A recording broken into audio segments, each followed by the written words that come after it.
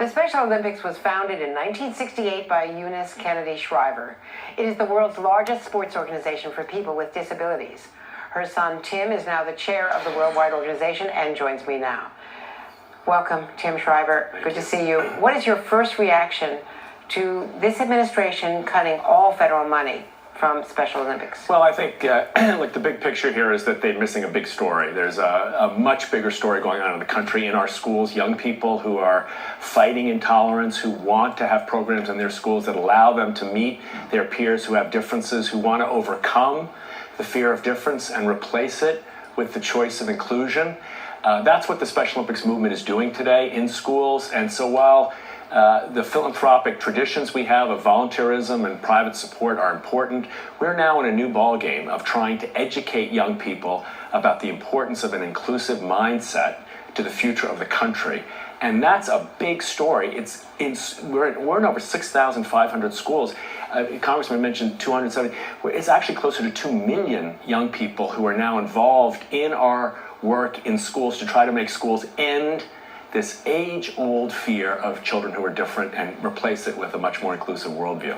And in fact, Tim, speak to the educational value for people without so-called disabilities. Yeah. To learn about the other, about being with other kinds of people. The schools all over the country now are looking at the issue they call social and emotional learning. How do we teach kids age-old values like character and grit and perseverance, openness, trust, listening, all these kinds of qualities that we need to put into our schools?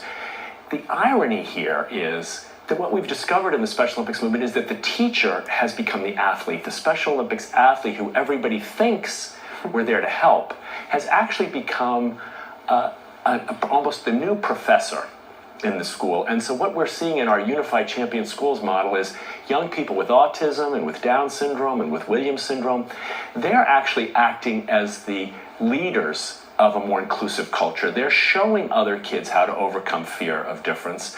And for us, it's an extraordinary moment. We live in a divided time. Everybody knows it. We live in a time where there's enormous tension. Everybody knows it. But our schools are hungry for a different message. Our young people believe that everybody counts. They have not lost that hope and dream. The Special Olympics movement today is giving them the chance to live it out. The Department of Education did issue a statement today about the importance of philanthropy, of private money.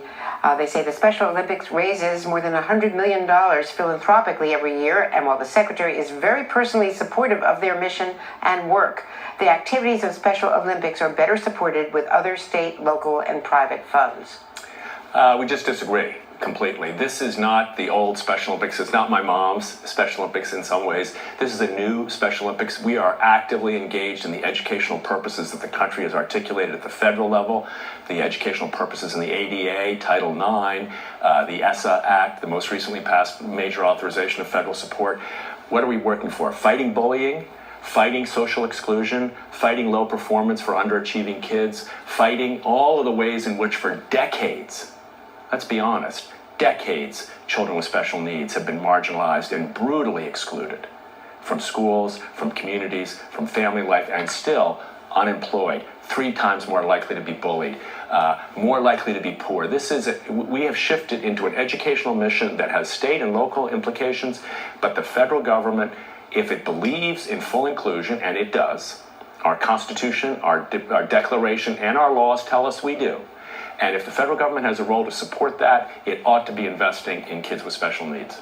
And speaking about kids with special needs, Derek Tank Shottle, who we showed in the opening of the show, he told the Washington Post about the dreams. He said, we're all humans, just like everybody else. He said, we can do great things in this world no matter what happens. We want to continue to bring love and joy to people around the world. He added, I do pray that we continue, for we personally want to continue.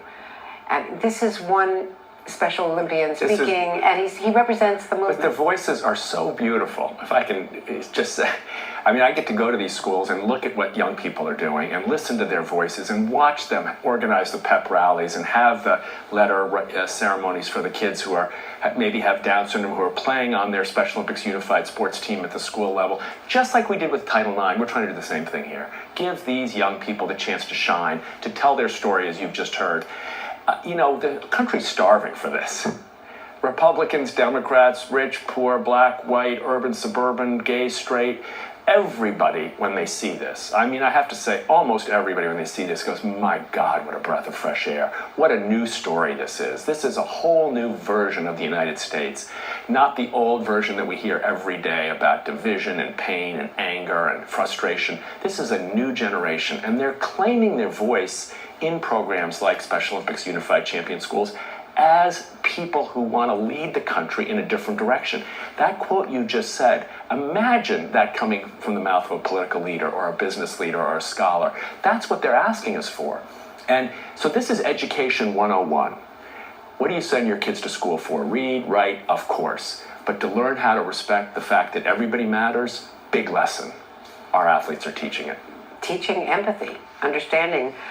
Mark Pocan of Wisconsin was, of course, questioning the secretary yesterday and joins us now. Congressman, thank you very much. You highlighted this in the way you handled the questions at that hearing. Tim is still here with me, of course. Your take on this, can you turn it around? I know there's a lot of Senate support, and we're hearing, Roy Blunt and others who have traditionally, Coles, Republicans who have backed Special Olympics time and time again against cuts. Well, we'll do everything we can, Andrea, to change this. It is just unconscionable that not just this cut, but there's also almost $1 billion of cuts to grants to states for children with special education. There's cuts to programs for visually and hearing impaired students. I have 2 nephews who are autistic. There are millions of families that are touched by children with special needs. And to take money away from Special Olympics at the same time, Betsy DeVos has a 15% increase in executive salary pays in her budget.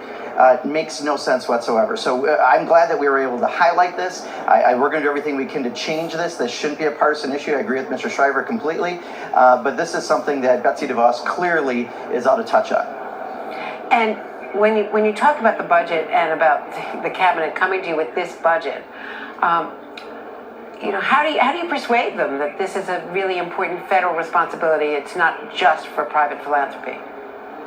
Well, as Mr. Shriver said, I mean, there are millions of families that have children with special needs, but it's for all children who go to school.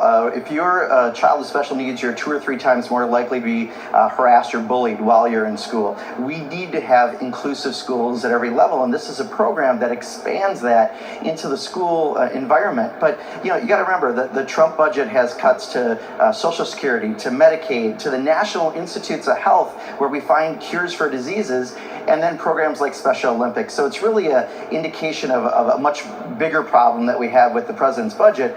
But this is one where I just find it impossible to believe that the secretary was so clueless in not being able to answer any question around a program that she has oversight over. Tim, if you don't turn this around, what does the loss of $18 million minimal mean?